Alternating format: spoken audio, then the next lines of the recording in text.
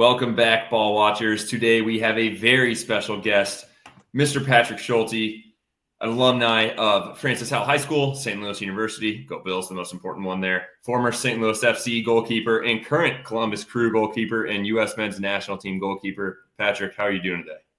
I'm doing great. Thank you guys for having me on. Yeah, absolutely. We're not going to pass up this opportunity when you have you back in St. Louis, coming back to play for the U.S. men's national team at City Park. Could not be more excited for you. And maybe quickly, before we get into the career and the soccer aspect of it, obviously going to SLU, being from St. Louis, you also were drafted with three other Billikens in the top 16, which I loved. In the 2022 draft, so you had Isaiah Parker, Kip Keller, and St. Louis, or City's very own Simon Betcher as well. Not to mention also playing with Johnny Klein and AJ Palazzolo at SLU. Do you guys still like running a group message at all? Do you guys still keep up? Is there a fantasy football league, or do you just kind of see him as you can? We don't really have a group chat or anything, but we all talk a lot. Definitely FaceTime. That's the great thing about this era. But yeah, we talk a lot, and then especially like when I get it, every chance we get, like off season and stuff, we all meet up and yeah, just like college days, it's a fun time.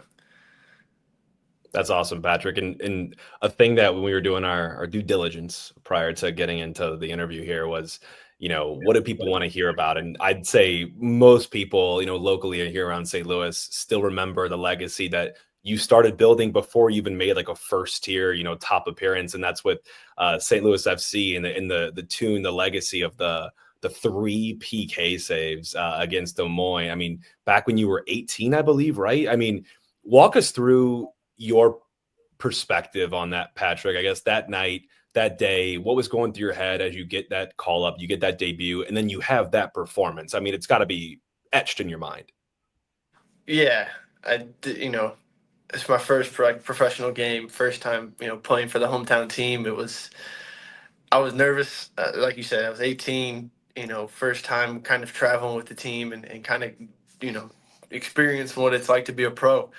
Outside of just training with those guys, and so yeah, I was nervous, but once you get out there for warm-ups, it's all the same. It's just like an academy game, just with a little bit more pressure on you, but surrounded by better players, and yeah, so it was like once you kind of got soaked into the game, it was unbelievable.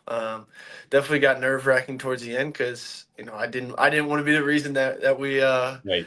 we lost or anything, especially like that being my first game. I didn't want to like that. That's how it's remembered. And once I went into PKs, I was just like, let's just have fun with this. It can go one or two ways. It's I do well and it's all glory, or they score, we lose, and yeah, You don't need to think about that, Patrick. We know how history was written. Yeah, but so then once it was went to PKs, yeah, it was just like, let's just go have fun, and yeah, the outcome's the outcome. And I kind of, for myself, my career, it was like, okay, now it's kind of like a stepping stone.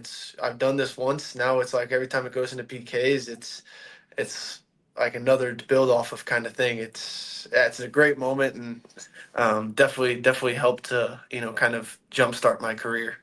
Yeah, it's kind of insane. I don't know why, if it's just us following you and loving that you're doing so well for the crew and obviously the men's national team, but I feel like you're always in PKs. I don't know why. It's like whatever league, if it's the MLS or if it's for the US team or anything, and I feel like you're always in there. And maybe, as you mentioned, kind of a stepping stone. So after you played for STL FC and SLU, you were drafted Generation Adidas 12th overall. You won the MLS Next Pro championship. You were the MLS Next Pro goalie of the year. Then you went on next year, got called up, and won the MLS championship with the first team. What was that transition like, moving from academy to SLU to the pros? What was kind of the biggest transition or something that you had to focus on as you were kind of progressing in your career so far? Yeah, honestly, I think, the biggest thing for me was obviously, the play gets better. The players you're playing with are better.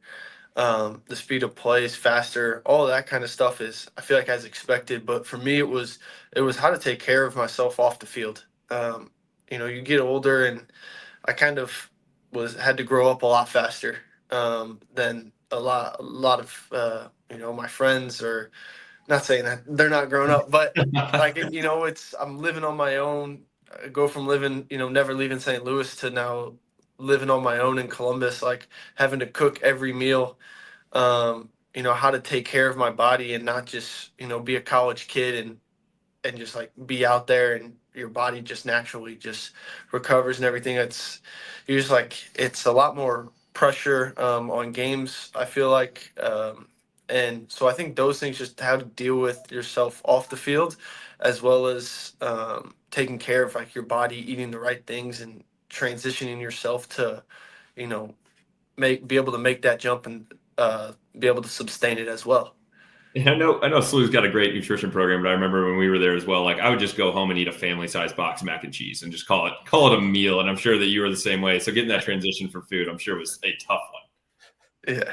No, it was we lived off like Chipotle, some restaurants, and then whatever.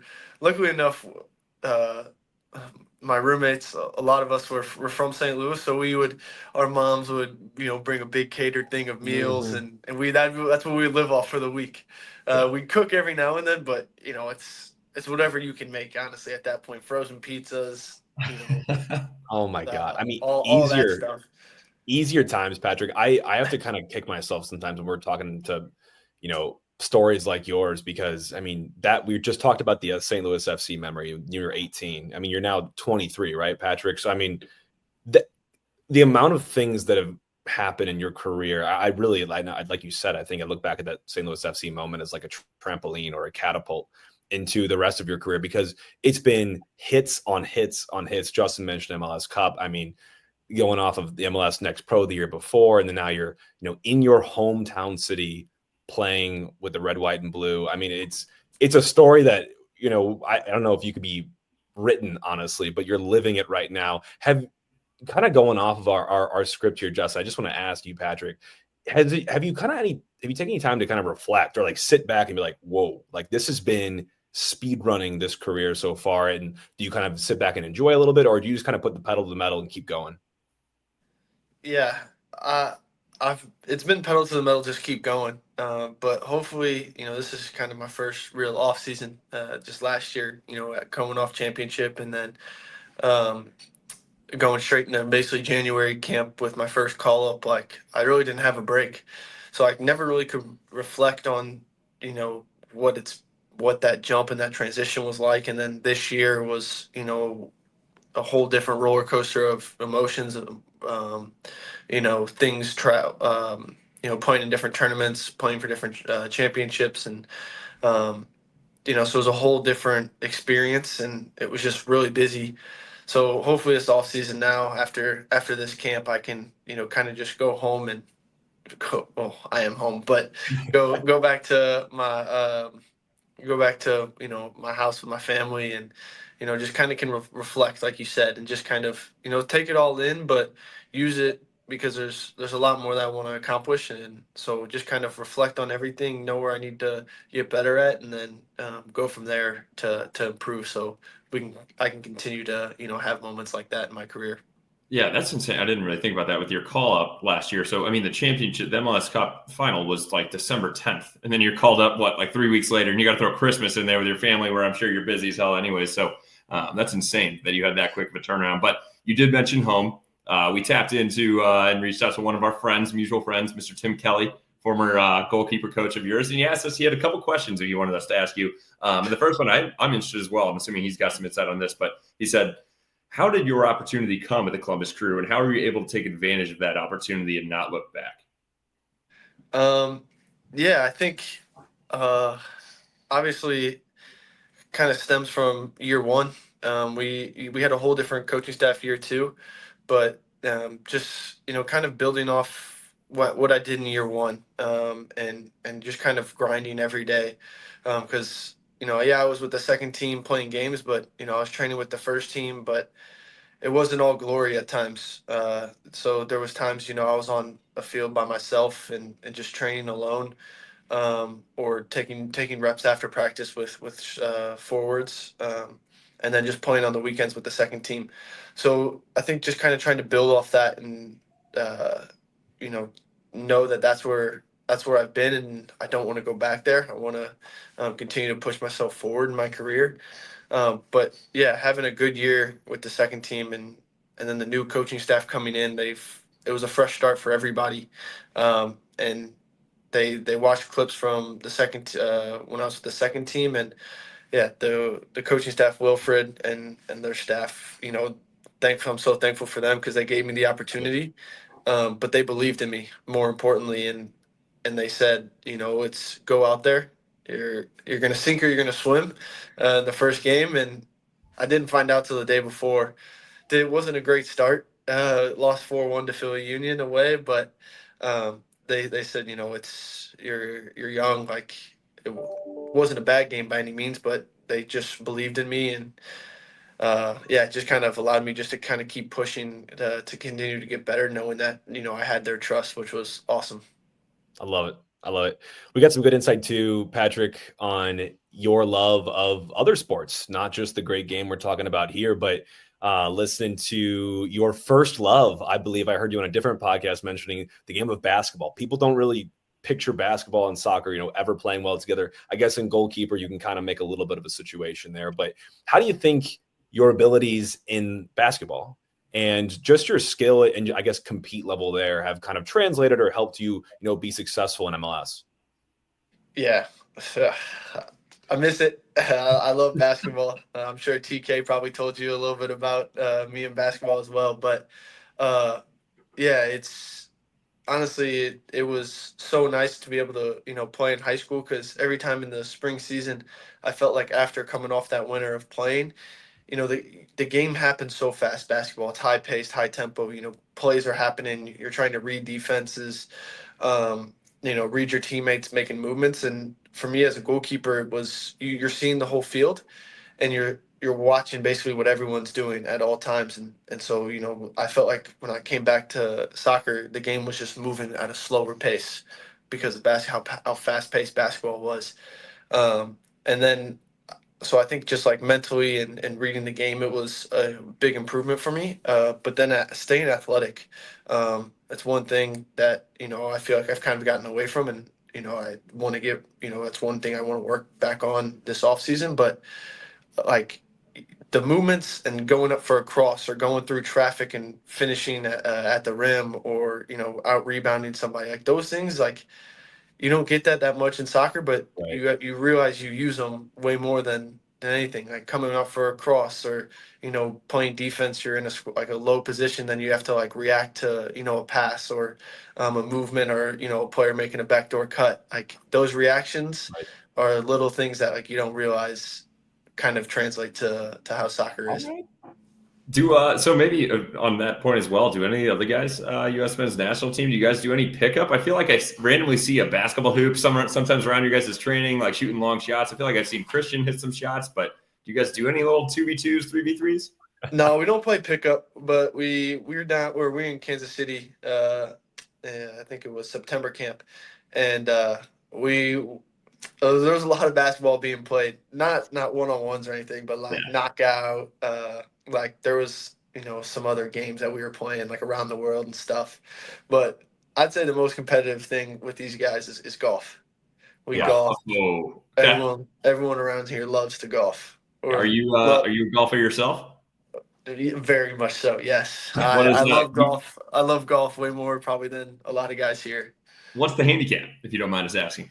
6. Oh man. Oh, okay. We do love golf. That's a confirmed. Yeah. Okay. Yeah. That's impressive, man. Wow. It's basketball, golf, and soccer. If I could play all three at professional level, I would love to do so. God, that's awesome. Okay. I want to nerd out one more kind of TK question, but even for myself, former goalkeeper, love to talk to fellow goalkeepers. We just don't get the respect from people like Justin here. But so Patrick, one of the things I was thinking about is, people talk about, being in form, or, you do a heat check and they'd be like, you got it that night. I feel like that kind of applies to being a goalkeeper as well. Like sometimes you just really have it, and like anyone could shoot anything, anywhere, and you're stopping it. And you try to bottle up that lightning and hold on to it, or find a way to tap back into it. Do you have anything in your routine, Patrick, at all that you go through, whether that's pregame, postgame, or like mantras you tell yourself that really kind of get you in that zone, or as close to it as possible? No, Not really. I mean, it's kind of funny. Like some of my worst or my best games, I have a terrible warm up, and so I think it's more so just like when that whistle blows, and more like most of the time, your first action, especially in Columbus, is with your feet. Um, and I feel like when I kind of connect that first pass, or I string a couple passes together, or I see the buildup really clear.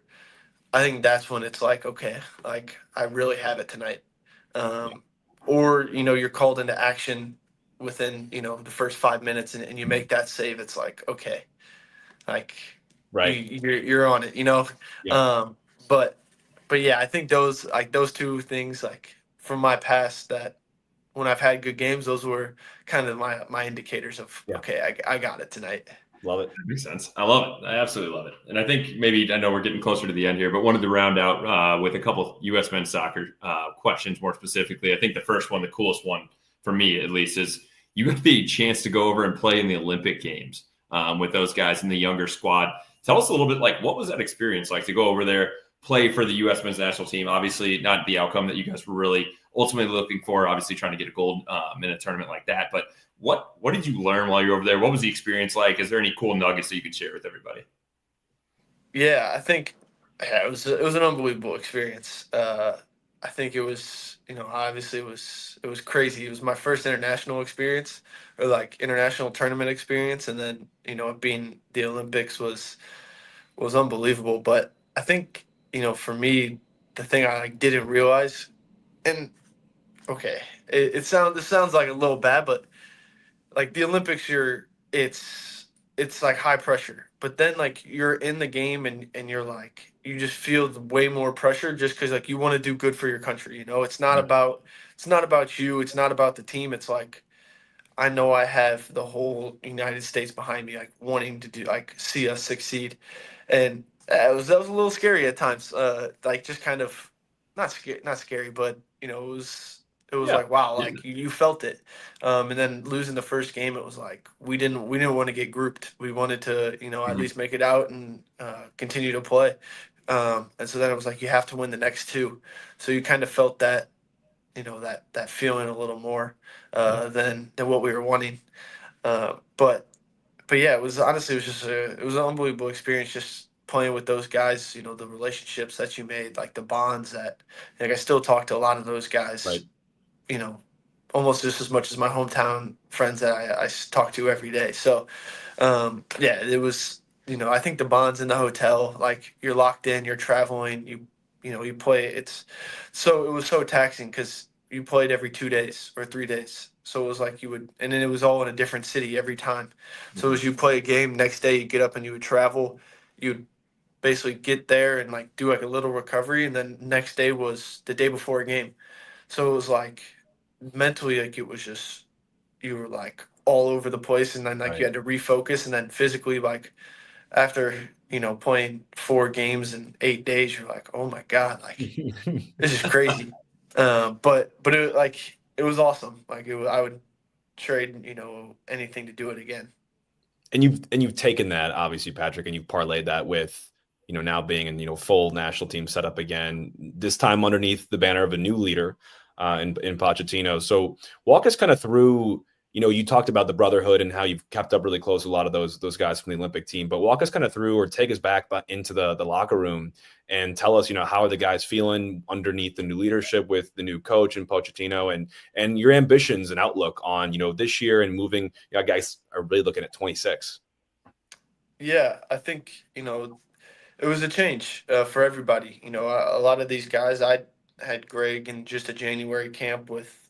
Everyone was new at the January camp, so it was for us. It was we had no expectations. Like we didn't know how Greg worked, but a lot of these guys they know how Greg worked, and they were used to that. Just in the hotel throughout the day, training sessions, and so I think when obviously when you get new leadership, everything changes. So a lot of these guys were not used to it. Now everyone's starting to understand. Okay, this is how they work. These are the things that they do. This is how everything's starting to flow more naturally. I would say this camp compared to his first camp. But yeah, everyone's, kind of really taking on like what they're preaching and what they're wanting. And I think you can start to see it within like trainings and stuff, just the identity kind of starting to form. And it's tough because you don't train it every day. You train it for 3 days really, and then you play a game, and then you train it for like this camp. Yeah, it was 3 days, and then obviously we travel, and then it's Right. 2 days, and you play again. So you don't really get that much time. So it's a lot of video, a lot of like kind of just pointing things out, like, hey, this is what we need to do, like just to kind of click in your head, um, the differences that that they're wanting. Um, but yeah, I think guys are just really eager. The coaching staff is really preaching, to believe, to find that passion and that drive of, hey, like we're the U.S. Like we need to believe in ourselves, because a lot of other countries will fear us if we have that mentality.